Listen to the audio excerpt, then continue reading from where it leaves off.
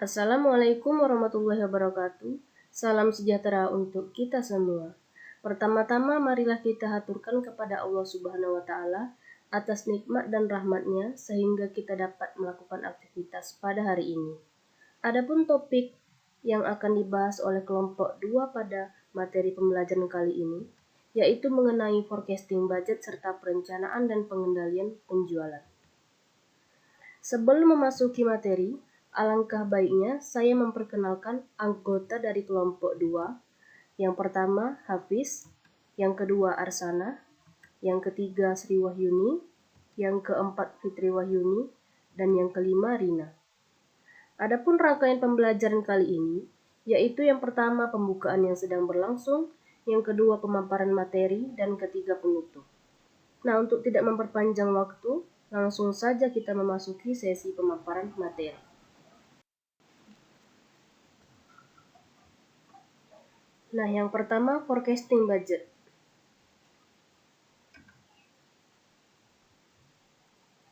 Forecasting budget adalah budget yang berisi taksiran-taksiran tentang kegiatan-kegiatan perusahaan dalam jangka waktu tertentu yang akan datang, serta berisi taksiran-taksiran tentang keadaan atau posisi finansial perusahaan pada suatu saat yang akan datang. Nah, di sini intinya peramalan atau forecasting adalah perkiraan mengenai sesuatu yang belum terjadi. Peramalan tersebut bertujuan agar ramalan yang dihasilkan mampu meminimumkan pengaruh ketidakpastian yang dihadapi perusahaan, yang biasanya itu diukur dengan mean square error, mean absolute error, dan lain sebagainya. Nah, forecasting budget terdiri dari dua kelompok budget, yaitu yang pertama operating budgeting. Operating budgeting ialah budget yang berisi taksiran-taksiran tentang kegiatan-kegiatan perusahaan dalam jangka waktu tertentu yang akan datang. Sementara yang kedua yaitu financial budget. Financial budget sendiri ialah budget yang berisi taksiran-taksiran tentang keadaan atau posisi finansial perusahaan pada suatu saat tertentu yang akan datang. Nah, selanjutnya ini operating budget dan tahap penyusunannya. Operating budget adalah merencanakan tentang kegiatan-kegiatan perusahaan dalam periode tertentu yang akan datang. Nah, kegiatan-kegiatan perusahaan selama periode tertentu itu meliputi dua sektor. Yang pertama itu sektor penghasilan atau revenue. Sektor penghasilan ini ialah pertambahan aktiva perusahaan yang mengakibatkan bertambahnya modal sendiri, tetapi bukan karena penambahan setoran modal baru dari para pemiliknya. Dan bukan pula merupakan pertambahan aktiva perusahaan yang disebabkan karena bertambahnya utang.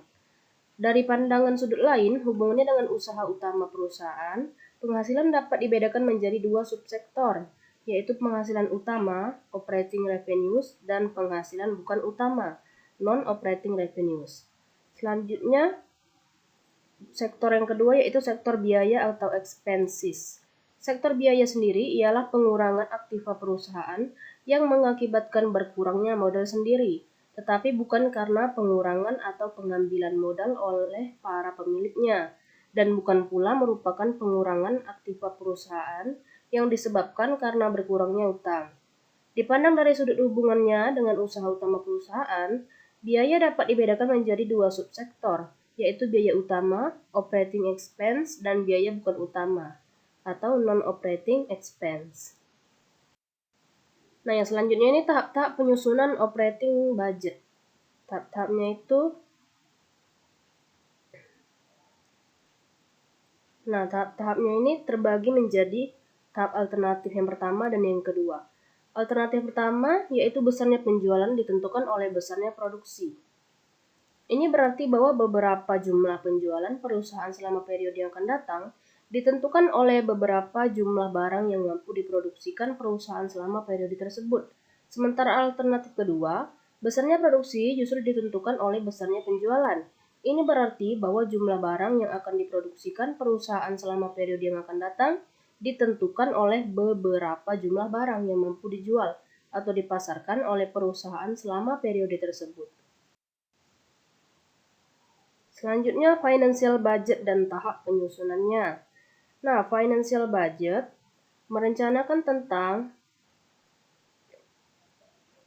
sendiri merencanakan tentang posisi finansial perusahaan pada suatu saat tertentu yang akan datang. Atas dasar kelengkapan isinya, balance sheet budget dapat dibedakan menjadi dua macam. Yang pertama itu ada master balance sheet budget atau budget induk neraca, yang artinya budget tentang posisi finansial perusahaan pada suatu saat tertentu yang akan datang, yang berisi taksiran-taksiran secara garis besar atau global dan kurang dijabarkan secara lebih terperinci. Sementara yang kedua yaitu balance sheet supporting budget atau budget penunjang neraca. Budget penunjang neraca ini ialah budget tentang aktiva atau harta dan tentang utang serta tentang modal sendiri yang berisi taksiran-taksiran yang telah terperinci. Selanjutnya tahap-tahap penyusunannya. Berikut tahap-tahap penyusunan financial budgeting, yaitu bila mana perusahaan akan menyusun financial budget, haruslah memperhatikan dan mempertimbangkan operating budgetnya.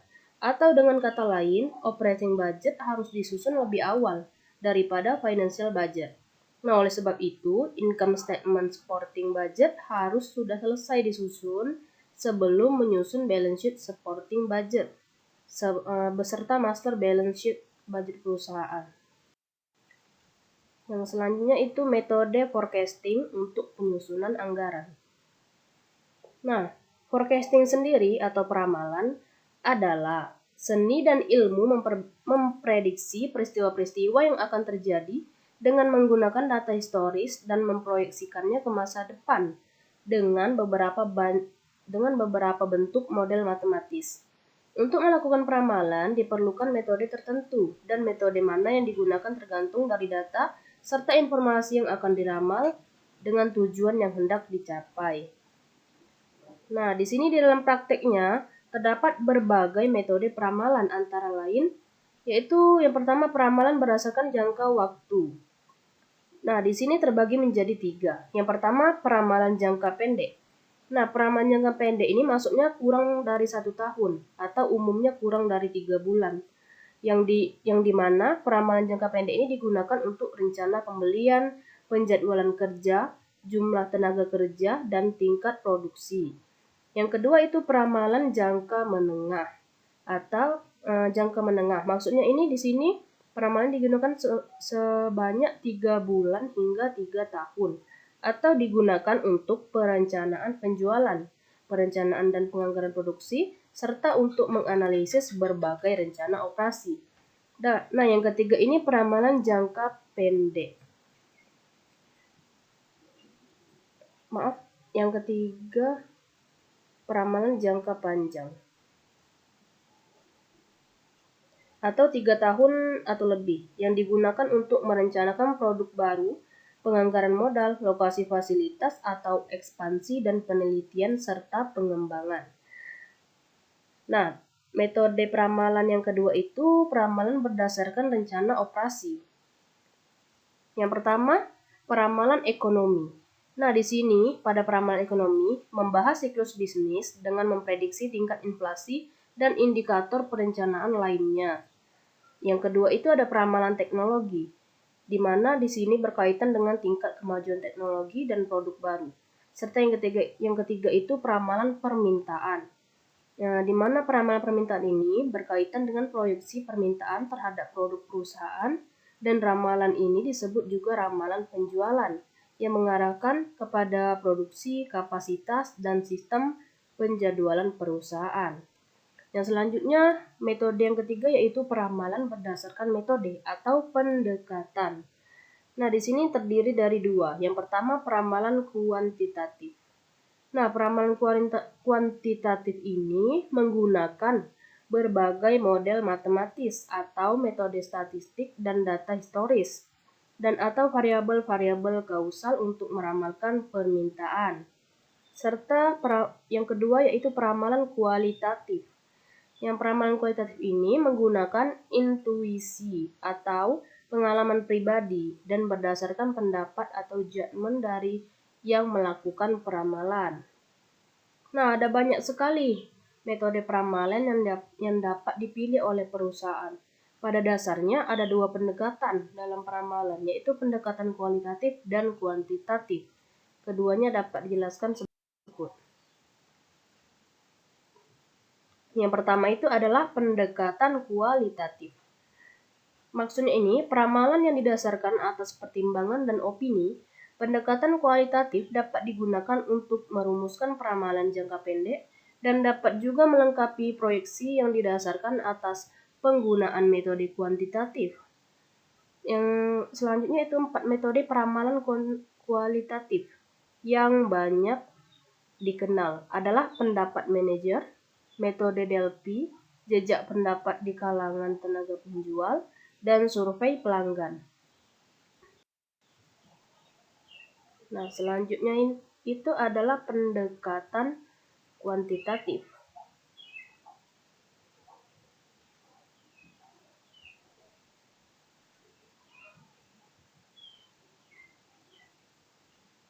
Di sini pendekatan kuantitatif menggunakan yang pertama itu peramalan berdasarkan data historis. Ya, yang pertama ada metode sederhana.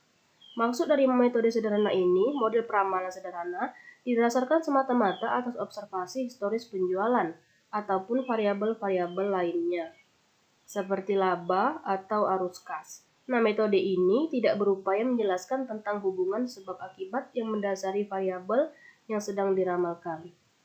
Yang kedua itu metode rata-rata bergerak. Maksud dari metode ini yaitu rata-rata yang diperbarui setelah diterimanya informasi baru. Dengan model rata-rata bergerak, manajer yang bersangkutan dapat sekedar menggunakan observasi paling mutakhir guna menghitung rata-rata yang digunakan sebagai peramalan untuk periode berikutnya. Yang selanjutnya yang ketiga metode eksponensial sederhana. Selanjutnya itu metode eksponensial sederhana. Nah, metode ini merupakan metode yang paling banyak digunakan oleh para manajer yang ingin melakukan peramalan jangka pendek. Dan metode ini menggunakan rata-rata tertimbang dari data tahun-tahun sebelumnya sebagai dasar peramalan. Nah, yang selanjutnya metode analisis kecenderungan atau tren. Analisis ini merupakan teknik analisis untuk mengetahui tendensi keadaan keuangan apakah menunjukkan perubahan naik atau mengalami penurunan. Yang selanjutnya yang kelima, metode dekomposisi deret berkala. Metode ini adalah metode yang mendekomposisi atau memecah data deret berkala menjadi beberapa pola dan mengidentifikasi masing-masing komponen dari deret berkala tersebut secara terpisah. Yang selanjutnya yang B yaitu peramalan mengenai hubungan sebab akibat. Di dalam ini yang pertama itu menggunakan metode regresi sederhana. Analisis regresi sendiri merupakan studi ketergantungan satu atau lebih variabel bebas terhadap variasi variabel yang tidak bebas. Dengan maksud untuk meramalkan nilai variabel tidak bebas, regresi sederhana adalah suatu pola hubungan yang merupakan fungsi di mana hanya terdapat satu variabel yang menunjukkan atau variabel bebas. Yang kedua, metode regresi berganda. Regresi berganda ini adalah suatu pola hubungan yang merupakan fungsi di mana terdapat lebih dari satu variabel yang menentukan atau variabel bebas. Yang ketiga terakhir yaitu penyusunan model ekonometri. Nah, metode ini didasarkan atas peramalan sistem persamaan regresi yang diestimasikan secara simultan, baik untuk peramalan jangka pendek maupun peramalan jangka panjang. Nah, ketepatan peramalan dengan metode ini sangat baik. Metode peramalan ini selalu dipergunakan untuk peramalan penjualan menurut kelas produk atau peramalan keadaan ekonomi masyarakat seperti permintaan, harga, dan penawaran. Materi selanjutnya yaitu perencanaan penjualan komprehensif. Proses perencanaan penjualan merupakan bagian penting dari perencanaan dan pengendalian laba, karena rencana penjualan akan mendasari keputusan manajemen yang berkenaan dengan pemasaran keputusan tersebut, akan menjadi dasar penyusunan rencana penjualan komprehensif. Rencana penjualan akan mengakibatkan perencanaan yang lain seperti rencana produksi, rencana kebutuhan, dan biaya tenaga kerja langsung. Yaitu tujuan utama dari perencanaan penjualan. Tujuannya ini yaitu mengurangi ketidakpastian tentang hasil-hasil penjualan di masa yang akan datang, memasuki berbagai pendapat dan keputusan manajemen ke dalam proses perencanaan. Misalnya ini rencana pemasaran memberikan informasi yang mendasar pada rencana laba, yang sehingga dapat memudahkan pengendalian kegiatan-kegiatan pada penjualan. Nah, yang selanjutnya rencana penjualan atau sales planning. Rencana penjualan sendiri merupakan keputusan manajemen yang didasarkan pada forecasting penjualan. Setelah manajemen memasukkan berbagai pendapat yang berkenaan dengan volume, harga, usaha penjualan, produksi, serta keuangan. Ini yaitu ramalan penjualan atau sales forecasting. Forecasting penjualan merupakan proyeksi teknis tentang permintaan pelanggan potensial di waktu yang akan datang dengan menggunakan asumsi tertentu. Penyusunan forecasting penjualan merupakan fungsi teknis yang sebaiknya dilaksanakan oleh orang yang ahli forecasting penjualan. Biasanya didasarkan pada eksplorasi kecenderungan atau tren di masa lalu, merupakan sumbangan utama dari staf ramal kepada manajemen dalam penyusunan rencana penjualan. Berikutnya rencana penjualan strategis atau Strategic Long Range Sales Plan. Rencana ini biasanya merupakan langkah awal dalam proses perencanaan secara keseluruhan dan juga biasanya disusun untuk jangka waktu 5 atau 10 tahun mendatang. Rencana penjualan jangka panjang memerlukan analisis yang mendalam, terutama mengenai perubahan populasi penduduk, perkembangan dan perubahan ekonomi negara, serta proyeksi industri dan yang bertujuan perusahaan strategi penjualan jangka panjang yang digunakan untuk mempunyai pengaruh kebijakan harga jangka panjang. Yang selanjutnya rencana penjualan taktis atau Tactical Short Range Sales Plan. Rencana penjualan jangka pendek yang meliputi rencana triwulan atau bulanan, disusun berdasarkan evaluasi dan revisi jangka pendek, sehingga pada setiap akhir triwulan atau akhir bulan, rencana penjualan jangka pendek perlu dievaluasi dan direvisi. Rencana penjualan jangka pendek itu disusun dengan menunjukkan jenis produk, harga per unit produk, jumlah penjualan, serta tanggung jawab penjualan. Selanjutnya langkah-langkah penyusunan rencana penjualan komprehensif. Langkah-langkahnya ini yaitu menyusun pedoman rencana penjualan yang menekankan pada tujuan, sasaran, dan strategi penjualan. Penyusunan forecasting penjualan dengan menggunakan metode kuantitatif, metode teknologi, dan metode pendapat penggabungan data relevan. Antara lain itu kapasitas produksi, sumber daya bahan baku, dan tingkat persediaan produk jadi. Orang kunci dan tenaga ahli, tersedianya modal, tersedianya saluran distribusi, penyusunan rencana penjualan strategi, dan taktis melaksanakan rencana penjualan untuk mencapai sasaran dalam rencana penjualan komprehensif. Yang materi selanjutnya itu rencana penjualan strategis dan taktis.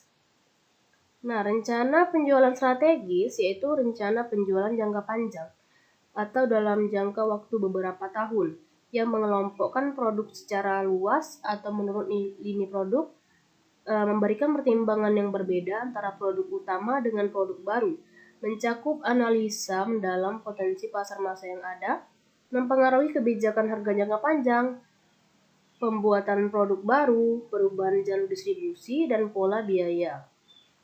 Sementara rencana penjualan taktis yaitu rencana penjualan dalam rentang waktu 12 bulan yang dirinci rencana secara kuartalan dan bulanan. Rencana penjualan jangka pendek dibuat dalam unit fisik dan nilai penjualan, serta disusun berdasarkan pertanggungjawaban pemasaran untuk tujuan pengendalian serta mencakup beberapa dari analisis teknis. Nah, rencana penjualan strategis, penjualan taktis dibuat lebih rinci untuk tujuan. Yang pertama, tujuan itu perencanaan dan pengendalian atau rincian bagi pusat pertanggungjawaban. Serta yang kedua, rincian untuk menyediakan informasi yang digunakan untuk melengkapi komponen rencana laba bagi fungsi lainnya.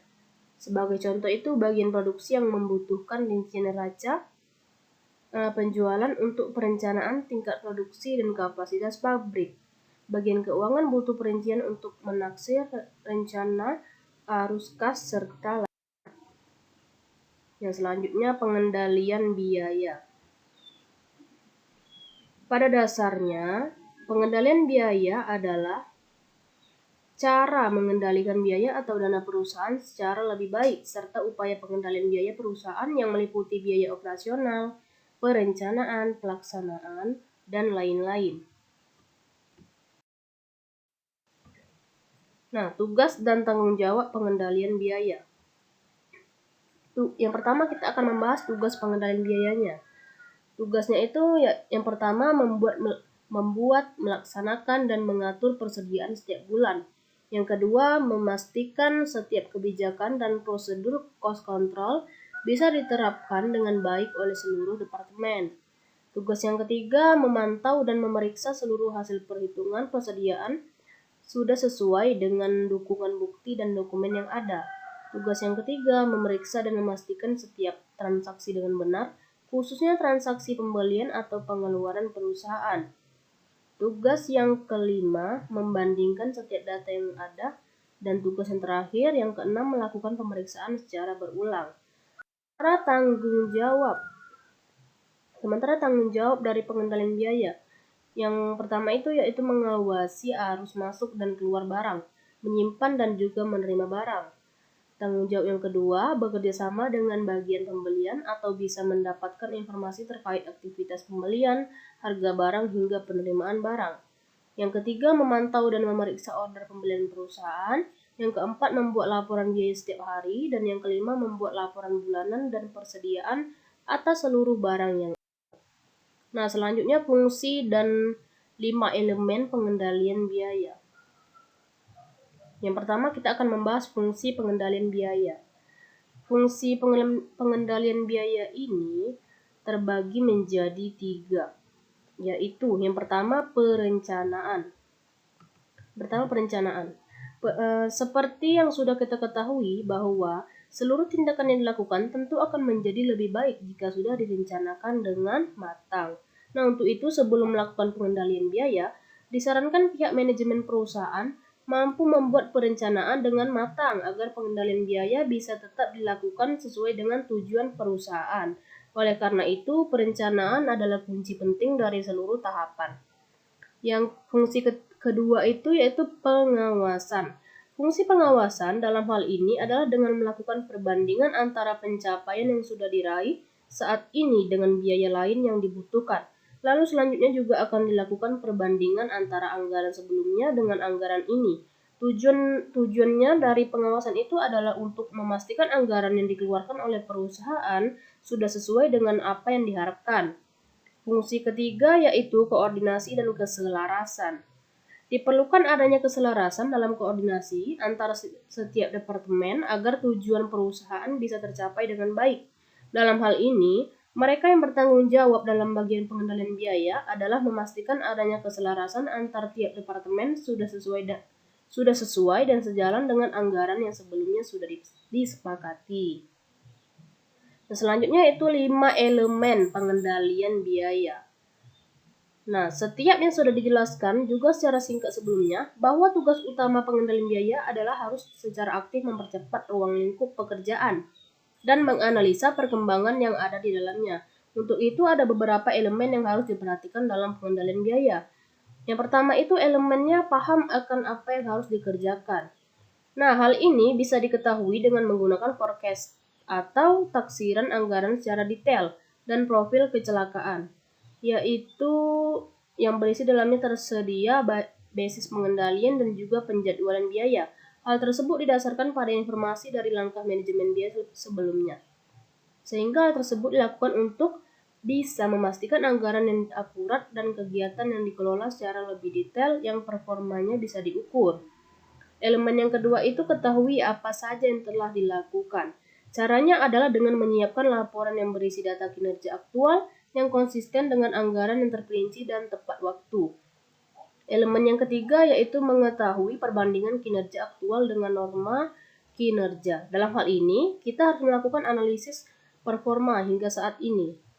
Dan elemen yang keempat yaitu ketahui apa yang masih harus dilakukan. Cobalah untuk memperkirakan hasil potensial dari situasi saat ini jika tidak ada tindakan yang diambil untuk kinerja pada saat ini. Dan elemen yang kelima yaitu identifikasi dan terapkan tindakan koreksi. Maksudnya di sini cobalah kita untuk menyediakan kontrol yang baik dalam hal performa proyek yang sudah sesuai dengan harapan. Oke, yang materi selanjutnya itu 5 tahapan dalam pengendalian biaya. Yang pertama, berikut ini adalah langkah-langkah yang tepat yang bisa dilakukan oleh seorang yang melakukan pengendalian biaya. Yaitu tahapannya yang pertama, pengendalian pengawasan fisik. Dalam hal ini, pengendalian dilakukan oleh pihak pimpinan, yang mana mereka memiliki kekuatan untuk mengambil suatu keputusan.